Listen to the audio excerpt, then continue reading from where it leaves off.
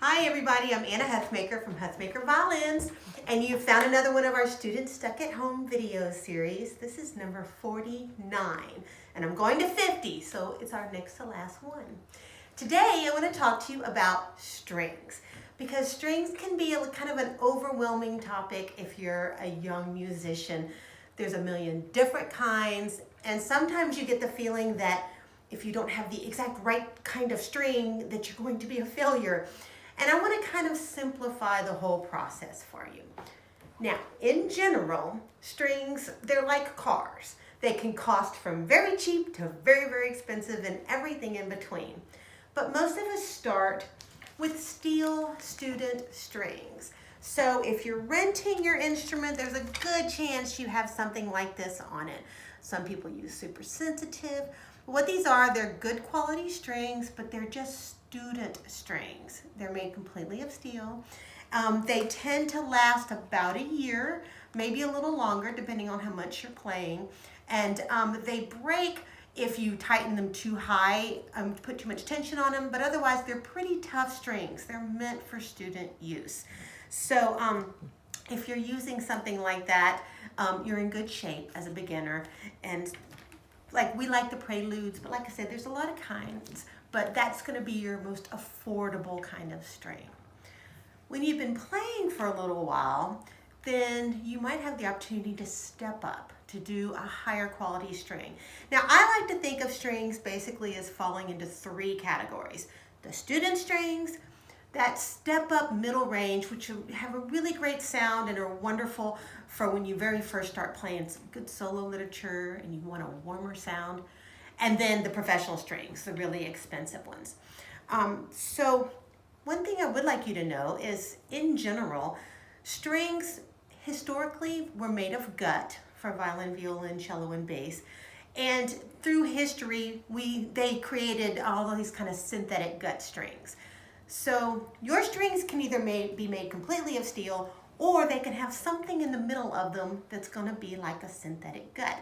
And that's where a lot of the different kinds of strings and sounds comes from. And you will see those in a lot more of the expensive strings. In that middle range, you can find expensive steel strings and synthetic gut strings. For instance, we really like, for that middle range, for violin and viola, we really like Corelli. They're made in France. They're approximately $40 a set, $38 a set for violin. Nice step up from your student steel strings, warm, round sound. These make a great Christmas and birthday present for your young musician when they've been practicing hard and you want to reward them. Think about that first level up.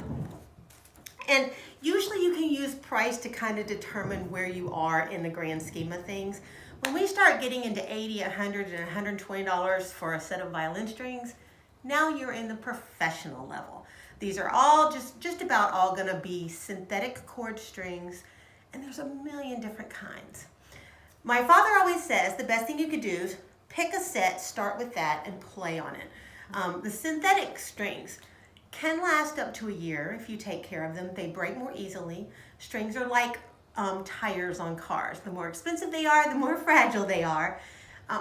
If you play a whole lot, I've known some students to replace their strings every 6 to 8 months. That would not be unusual, but if you can get a year out of them, that's a good thing.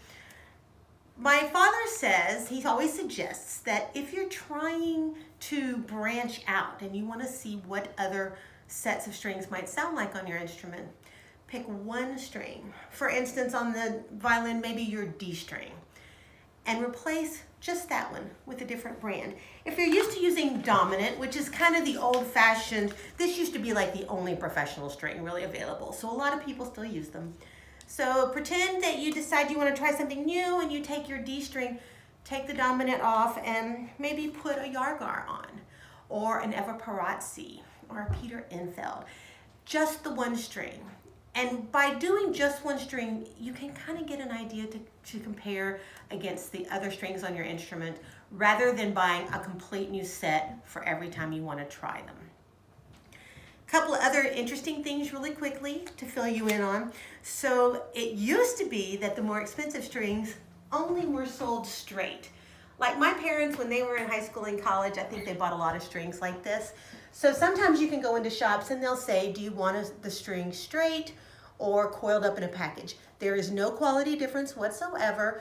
A lot of you have cases with a little plastic tube in the top of the case. That's what that's for. That's kind of an old-fashioned thing. These days, I'll be honest with you, most people don't buy them straight anymore. That's kind of an old-fashioned idea. Another cool thing I want to tell you, because if you're not a bass player, you might not know this. And if you're just a beginning student bass player, you definitely won't know this. But string basses, we actually play with two different kinds of strings. We have the regular string that you would use in an orchestra setting, but we also have what's called solo strings.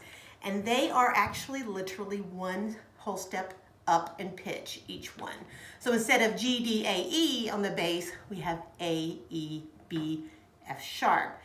I just tell you that because if you're a bass player and you start to order strings online, pay attention. Make sure you're not ordering solo strings if you're normally using your bass in your school setting. One final note, there are fake counterfeit strings everywhere online. If strings typically tend to run $80 from most violin shops and you find them all of a sudden for $24.99, buyer beware. There's a lot of counterfeit out there, a lot of companies making them. The packages look the same, the windings on the end look the same, and they're junk and they're garbage and they sound awful. So pay attention to your price ranges. Trust your violin shop in your local hometown, whatever they're charging for you, to know that they're going to be as competitive as they can with the pricing. But there's a reason why those other ones are a third of the price. So watch out for those. If you have any questions about any of that, you can always go to huthmakerviolins.com and shoot me an email, because I love to talk about strings. And if you've been playing for a couple of years, start thinking about making that step up to the next level higher. I think you'll be really happy with the sound that you get. I'm Anna Huthmaker with Huthmaker Violins. Now go practice.